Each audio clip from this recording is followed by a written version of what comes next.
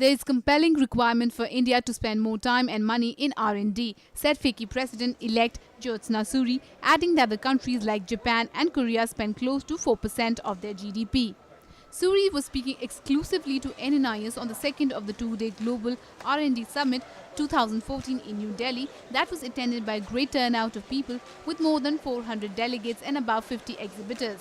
The theme of the two-day summit was Next-Gen Innovations through Interdisciplinary Research. I think this has been a very appropriately timed summit. We've had a great turnout of people. There are more than 400 delegates and there are about 50 exhibitors. And at the inaugural, we were given some presentations of some absolutely fantastic innovations which I think can be implemented within the country. So I think this is an important summit. We as a country are not really spending enough on R&D. As a matter of fact, we spend the least when you put yourself into comparison with the international scenario, where we are spending just about 1% of the GDP. However, countries like like Japan and Korea are spending close to 4%.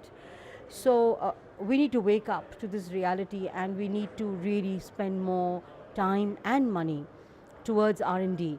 Suri complimented FICCI team for putting together this global R&D summit.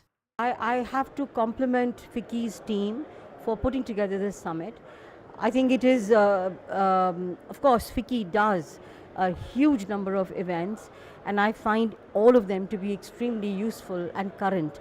But this R&D summit definitely is very, very current and I think it has been very well received, great turnout of people, very well organized, so I compliment the team at FICCI.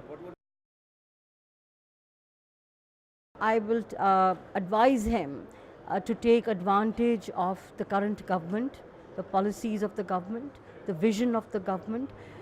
Nothing happens overnight. He must understand that. I also recommend that he should be a little more patient and the end result is going to be very positive. Chairman of Science, Technology and Innovations Committee at FICCI, Makarand Phadke, said the summit was organized timely and the theme was very interesting too.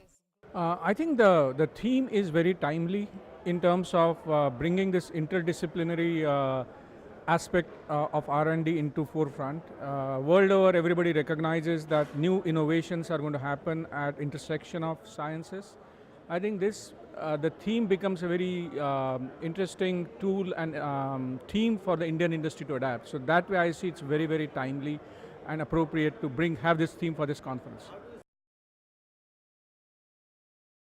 Right, so in terms of, I think the large Indian corporates have to recognize that there is innovation also happening in the small enterprises and they need to encourage it. Now I think more and more of that is happening. There are a lot of incubators that are coming up in India. The government of India has also announced a innovation fund.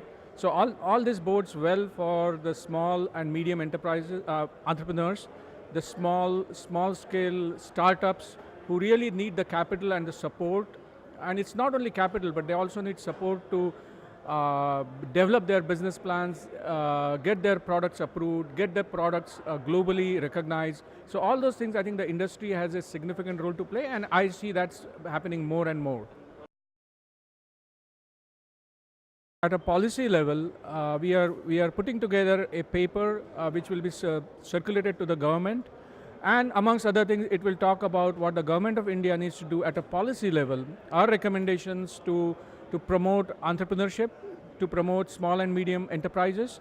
So that paper is going to be submitted within next month or so, and it's timely because this time the budget preparation is also happening.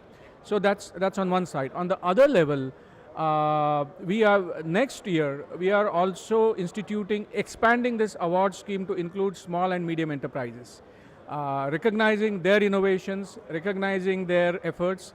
So this is what's going to happen in the next R&D summit. We started with a general category and now we will have a subcategory for small and medium enterprises. Powered by NNIS.